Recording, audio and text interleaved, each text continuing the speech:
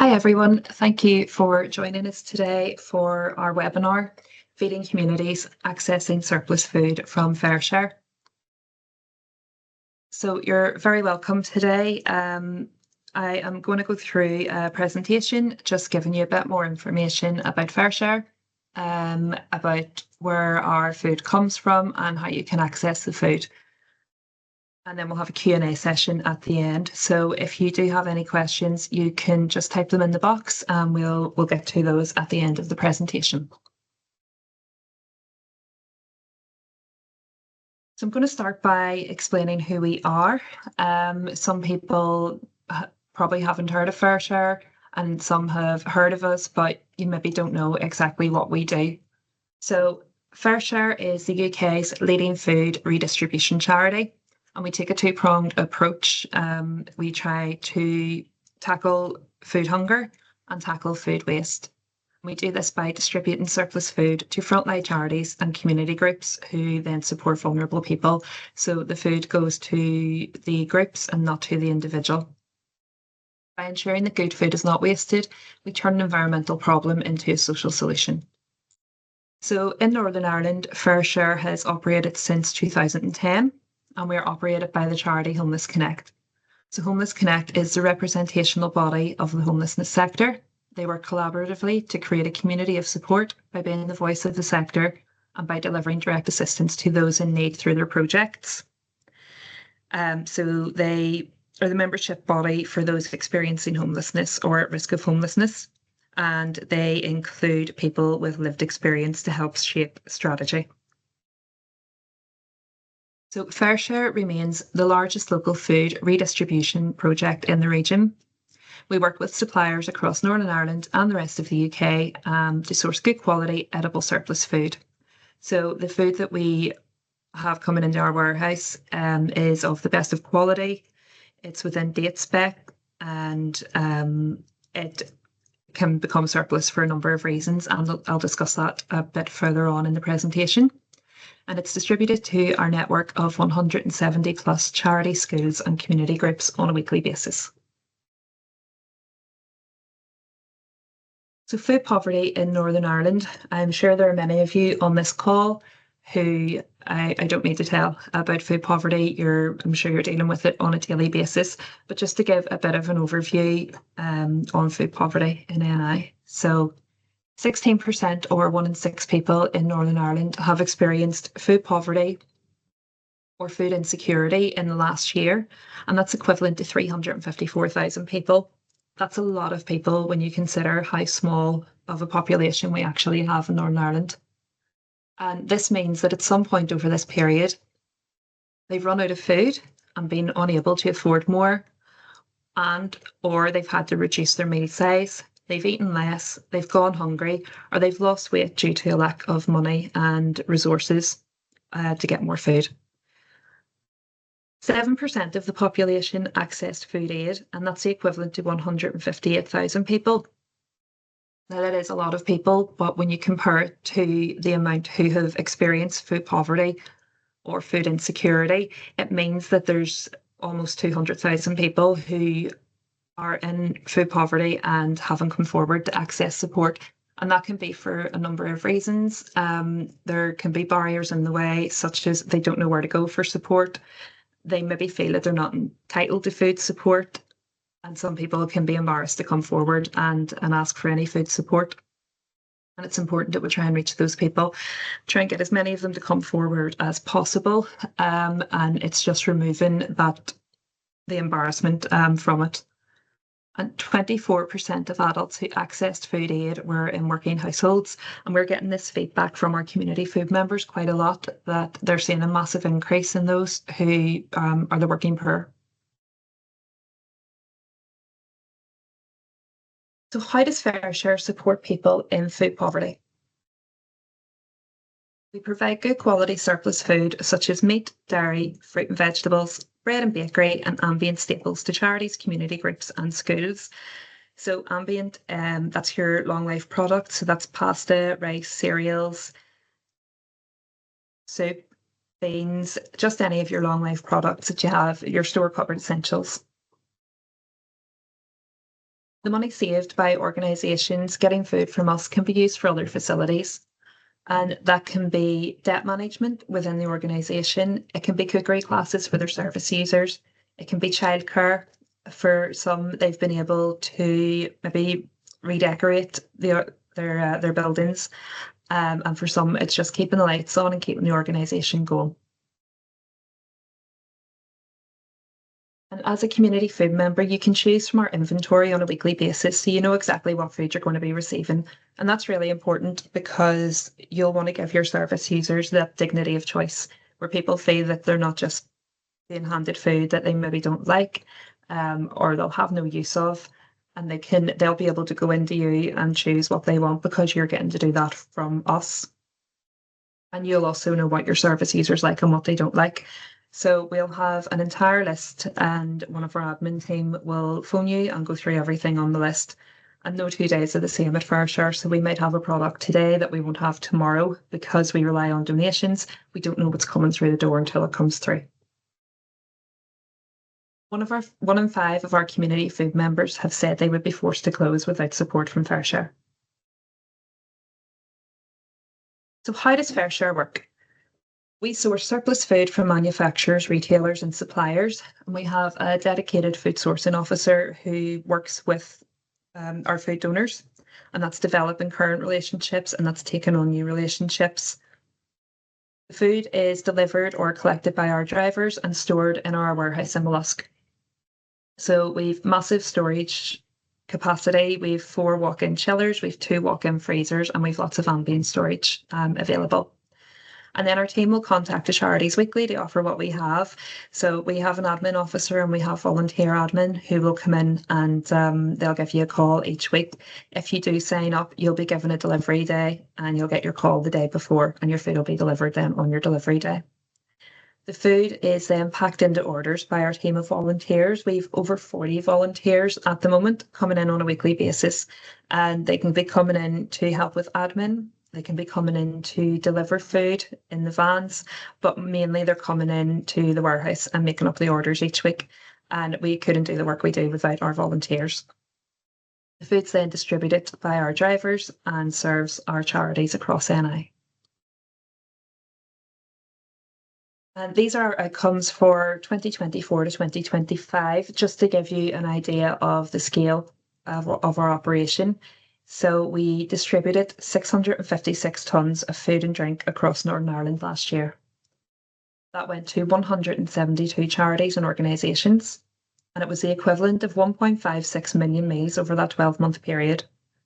And that fed over 20,000 people every week. So the number of beneficiaries can fluctuate, and we will ask you to keep us updated with the number of people you have coming in and out. You might have people coming in long term, or you might have some that are coming in short term just until they get back on their feet again. So for us, it just gives us an idea of how many people are supported. So why does food become surplus? And we'll have visitors coming to the warehouse wondering where all this food is coming from. And we're in a position that we can store huge amounts of it and distribute it out to so many people. So I'm just going to run through some reasons why food becomes surplus, and I want to point out that the food is of the best quality. Our motto is that you wouldn't give anyone food that you wouldn't eat yourself. So just to give you an idea, so food can be out of specification, and that just means it doesn't meet the manufacturer's requirements. So that can be as simple as the weight of a package. So a packet of sausages might come in at 305 grams instead of 300 grams. And they can't distribute that, so it comes to us. There can be quality issues, and quality issues can be, the best example I could give would be wonky veg. So veg that doesn't look right or something that just doesn't look right, but there's nothing wrong with the taste of it. You have your end of shelf life, so that's food coming up to its use by date or its best before date. Now, we ask that there is at least 4 days life on the food coming into us, but we also have a best before policy in place. And if you do sign up, I can send you a copy of that, where we can extend certain items, certain ambient items. So tinned items can be extended, cereals can be extended. And I suppose it's important just to know the difference between use by and best before. use by dates are to do with safety, and best before is to do with the quality of the product. So if you've extended a packet of crisps, it's perfectly safe to eat, but it just might not be as crispy. It might have gone a wee bit soggy, or the taste might have changed slightly. So new product development, trials and samples. So that's products that have been developed and produced, but then they don't go to market. We'll get those coming in. Then we have our seasonal stock. So in November and December time, we'll get lots of Halloween stock. And then January through to, I think, April last year, we were still getting Christmas stock. And it's perfectly fine to eat. It's within its best before date. It's mainly confectionery. So we were giving that out to our charities, and if sweets are sweets, people don't really mind. And they were maybe using the chocolate and melting it down so they could use it to bake, or there was Christmas biscuits in there. And so it is just confectionery shaped, like a Christmas tree or like a pumpkin. Obsolete stock is food that has been discontinued. So you might have a product that they're no longer making, but a producer or manufacturer will have a few pallets of it sitting in their warehouse, and it'll come to us instead of going to the bin. Packaging and labelling errors then, so that can be the wrong packaging or incorrect labels. And for a manufacturer, it can cost too much to rectify that by getting someone to relabel. So if that comes into us and it does need relabeled, we can do that on site. Forecasting errors can mean retailers have thought that a product's going to be really popular, or I mean, we would get a lot of sausages in at the moment, and I think because the weather has been so changeable, and we didn't have a good run of good days over the summer or even in September, and September is usually lovely. We have been just inundated with sausages because people aren't barbecuing and they didn't get a chance to barbecue as much during the summer. So forecasting errors, it just covers that.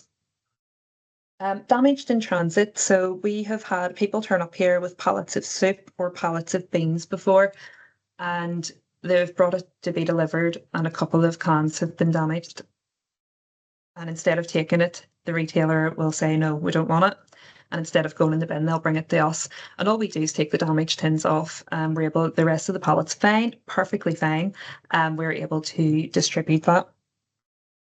And then gluts and overproduction just means that more food is produced than is necessary, or that the supply is greater than demand. So we would get a lot of gluts with veg produce, so be it tomatoes, we have a lot of cauliflower at the moment and onions at the moment, and it just means that demand isn't meeting the supply. And then foreign label stock. So again, any of our labels need to be in English, but we can relabel if it's foreign label stock that can't be used by a retailer. So this slide just covers where our food comes from. So we get food from manufacturers, and that can be regular, where we'll get on a weekly basis, or it can be ad hoc, where we'll have suppliers who contact us when they just randomly have a few pallets. And that can be chilled, frozen, and ambient that has become surplus for any number of those reasons I've just discussed.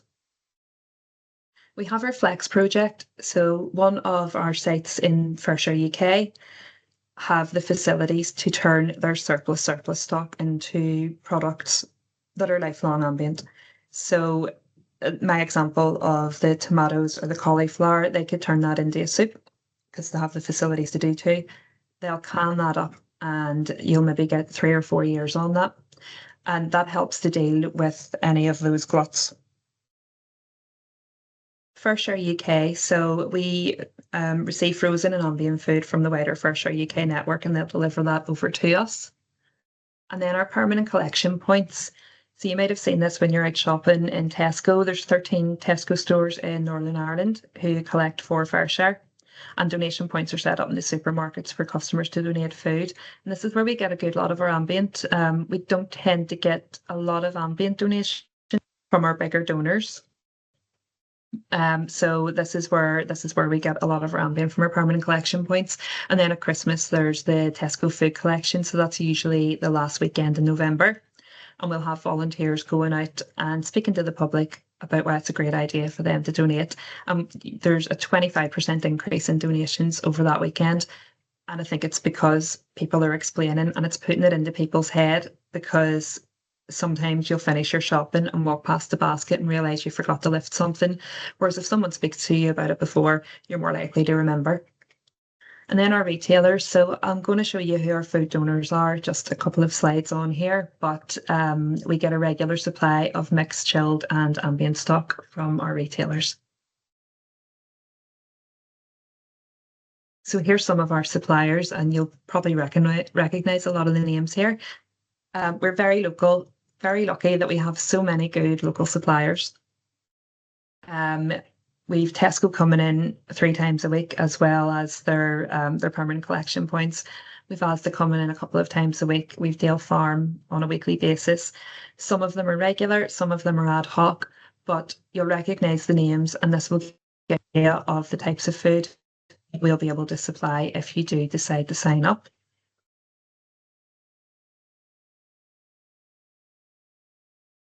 So I've talked about food poverty, and I've told you a wee bit about where our food comes from.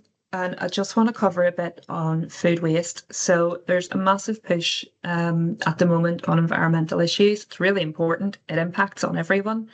And I think it's just good to see some stats. So producing food uses water, land, and energy. And when food is wasted, these resources are wasted too. So there's nothing worse than going to your fridge and finding, peppers that you bought the week before and forgot to use, and then having to put them to waste.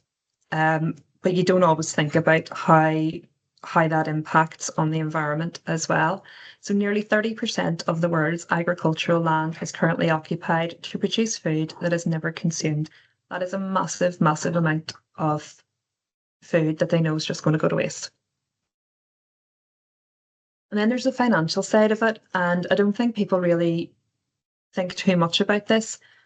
But while food is wasted, there's millions of people still suffering from hunger and malnutrition around the world. And food waste has huge economic consequences for individuals, businesses, and governments. The average household food waste each month equates to £80, which is £960 a year. And I think it's important to think about it in those terms sometimes. So it's not just that you shouldn't be putting food in the bin. It's the environmental impact, it's the financial impact for you individually. And we were out talking with schools a couple of months ago and tried to put it into terms that kids would understand. So we said to them, what would you do with £960 a year? We highlighted how many trips to the cinema that would be, how many local football matches they would be able to go to, and how many Robux they would be able to buy if they're into their gaming. So it is really important to think when you're putting food in the bin, can I do something else with this so as it's not going to waste? So the food's not being wasted and the money's not being wasted with it. And when food waste ends up in landfill, it decomposes and produces methane gases. Food waste accounts for 8 to 10% of global GHG emissions. Now, that's 5 times more than the entire aviation sector when you think of the number of flights that are taken off on a daily basis. That's a huge, huge number. And it's something that we have some control over. So our CFMs, that's our community food members, just to get a bit of an overview of who we have. So we have schools as community food members. So schools will take food from us for their breakfast clubs. They'll take for after schools. Some of them have taken food to provide parcels to parents. So they'll notice, obviously in the classroom, if a child isn't eating enough or they're not able to concentrate, what are the reasons for this? And they'll maybe dig a bit deeper. And then they'll phone the parents after hours and say, look, if you need to come in and get food, we understand you're struggling at the moment. Some of the schools will also run lunch clubs with the kids. So they'll use the food coming in from FareShare. They'll do some cookery classes with them. The kids create their own recipes, and some of them have created recipe books to bring home and to share with the family. And that's really important as well. Our social supermarkets, we currently support 13 social supermarkets across Northern Ireland. And social supermarkets work by charging a membership fee, and it can be, for example, £5 per week and you get a £40 shop, but they provide that wraparound service. So if you're coming in to get food, Why do you need support with food? Do you need a benefits check? Do you need help with debt management? Do you need childcare? Do you need help with updating your CV, or do you need training? So the social supermarkets try and help people out of food poverty by tackling all the underlying issues that go with it. We have our homeless hostels. So our very first community food member when we started operating in 2010 was one of the local hostels, and they're still receiving food from us. So the hostels can work in different ways. A lot of them take fresh food because they're cooking meals on sites for people who are coming in to use the hostel. And some of them have moved away from that model, and any of their service users will be in their self-contained flats, but they're maybe still learning about money management, and the hostel will take some ambient food from us that they have just there in case they need it. We've our older people's community groups, so this can be vital for older people within the community because they maybe don't have company that often. They maybe don't want to cook a meal for themselves. Coming into the winter months, it can be the only opportunity they get to have a hot meal in a warm environment. And then the community groups will also put on dance classes or art classes. So it's the whole social aspect for our older people. And then our religious community groups, they will use their church halls to set up a spot for people to come in, and the congregation, anyone in the congregation can come in and get some food support.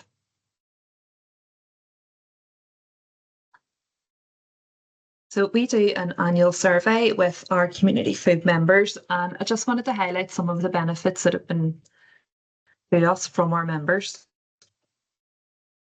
So 85% have said that FareShare food has improved the diet of their service users. 83% have said they're happy with the variety of food available. 88% say they're happy with the quality of food available. 95% say they're satisfied with FareShare's customer service, and 83% are satisfied with the nutritional value of the food available. So we're really pleased with those stats, but it's something that we work to improve on every year on year. We're always trying to improve the service that we provide, and all of these elements come into that service. So if you do sign up, you'll be getting an email from me probably May or June time asking you to fill out your survey. And this is just some feedback that came to us from those forms. So food supply from FareShare has been an invaluable support to our social supermarket. We could never afford to keep a constant supply of such a high quality of food without their service. Without FareShare, we would not be able to provide the same amount or variety of healthy, balanced meals. 16 out of 37 people reported to us that they take these meals as cooking a balanced meal is too expensive. FareShare can be life-changing for users of small charities. Young people do not need to identify themselves as living in food poverty. So that was really great feedback to have. And I suppose it just highlights that the amount of money being saved getting food from us is helping people to help their service users as best they can. And the third point, I think it's really important. Young people don't want to put their hand up and say that they're living in food poverty. So this community food member makes the food available for everyone. You might be in food poverty. You might just be extra hungry that day. There's no questions asked, which is fantastic. So this is a testimonial from Orchardville, and I'm just going to play this for you. We are Orchardville, a charity that works with adults with learning disabilities and/or autism, and we've been receiving FareShare for a number of years now. This is just a little bit about our story and how we use it. Many of our participants are unemployed and have poor independence and social skills. We use FareShare to help teach them basic cooking skills to encourage healthy eating and independence. As a charity, we have limited funding and are only able to offer such a range of cooking courses due to the FareShare programme we receive. Our participants love the unknown of what we will receive each week, and they love the challenge of being given some key ingredients and coming up with a meal with what they have. Thanks to receiving FareShare, we always have a well-stocked supply cupboard with key ingredients for the meals that we need to make. The FareShare programme also helps us develop social skills, as we always try and sit together as a group and enjoy what we have just made. This is sometimes the only time in the week when some of our participants don't eat alone or that they have a balanced, nutritious, home cooked meal. Once we have taught some basic recipes, we like to invite the families of participants in and let the children cook for the parents for a change. This is always a great day and allows our participants to demonstrate their increased independent skills. None of this would be possible without the work of FareShare Northern Ireland and their team of fantastic volunteers. So, from all of us at Orchardville, thank you for improving the lives of people with learning disabilities and autism in our community. So yeah, that was just some feedback from Orchardville. I love that video because it just makes me proud of the work that we do, and the difference that it's making to people. And I love that the children are able to cook for their families and have their families come in and share that meal with them. Because food, it's just such an important part of socialization. Okay, so this slide is just covering a FareShare cost comparison. So for delivery and storage of the food, there is a charge of 60p per kilos. It goes straight back into the project to help keep our fridges and freezers and our vans running. And we did a cost comparison between three major retailers and ourselves. So we tried to find the same products. And these are products that we would generally tend to have on site most of the time. So it just gives you an idea of how much food you could be saving. I don't know if many of you are going to Tesco or going to Asda or Sainsbury's, wherever you're going, to get food supplies for your organisation. Now, we're not guaranteed to always have all of these items, but we do try and source anything that we're missing from this list. And it just gives you an idea then. So 2 kilos of potatoes, your average retail is £1.97, and from us, £1.20.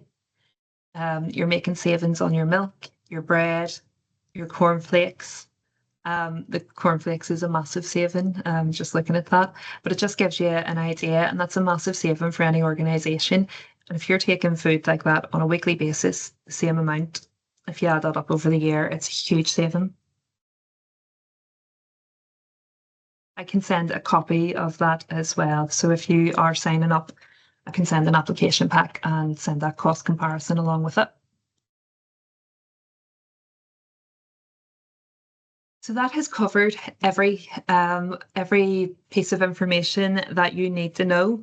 And now I just want to talk about accessibility and eligibility. So if you're interested in becoming a community food member with us, you can register your interest online, or if you want, you can email me directly. It might be a bit quicker, and I'll share my contact details just at the end here. Drop me an email, I'll send you the application pack. There's 3 parts to it. So you have an application form, you have a self-assessment, and then an agreement to sign. You get those back to me, and then we can have a look at the rest. So just complete your application form. It will come into me, I'll get it signed off, and then we'll get in touch with you to discuss delivery. So depending whereabouts you are in the country, we have different delivery days for different areas. Now we're in Belfast 4 days a week. We're in Derry twice a week at the moment, but that's soon going to increase to 3 times a week. And we're Newry once a week and Skillen once a week. So we're all over at the minute. We do have room on some of our vans. So just get in touch and let me know your location, and we'll get you onboarded as soon as we can.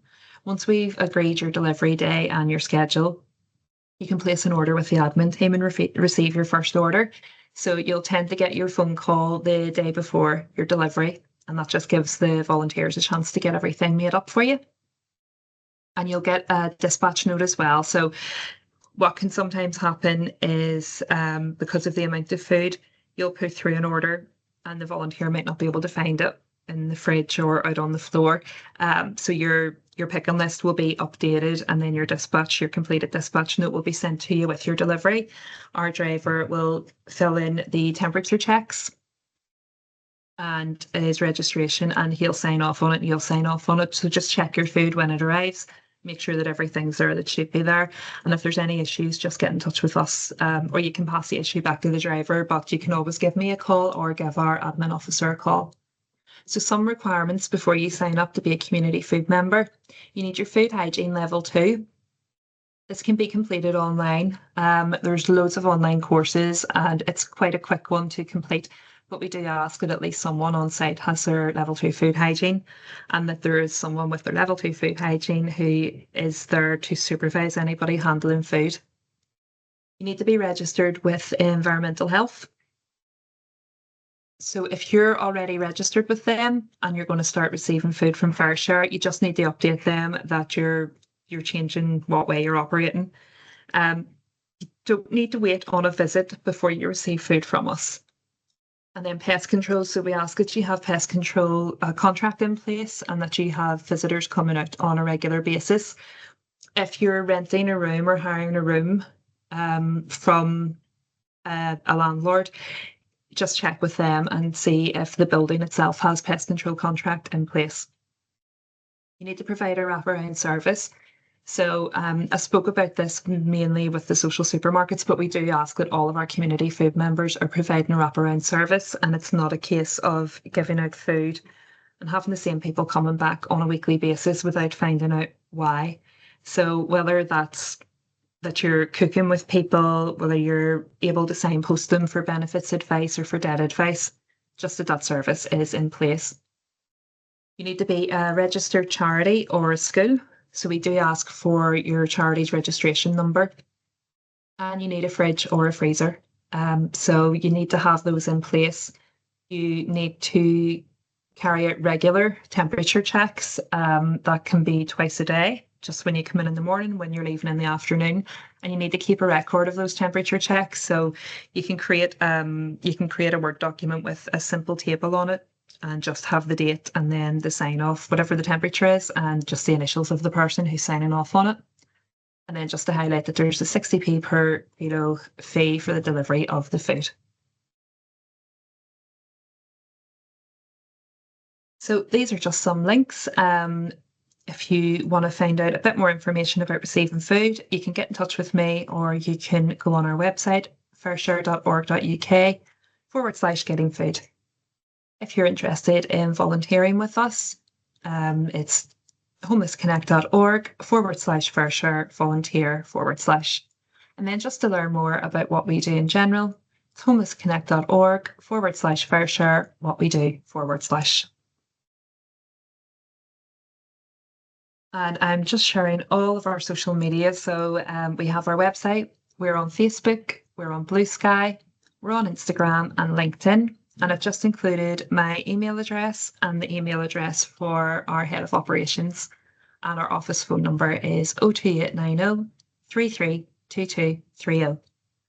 And thank you all very much for your attention. That's the end of the presentation, and we will just move to our Q&A session.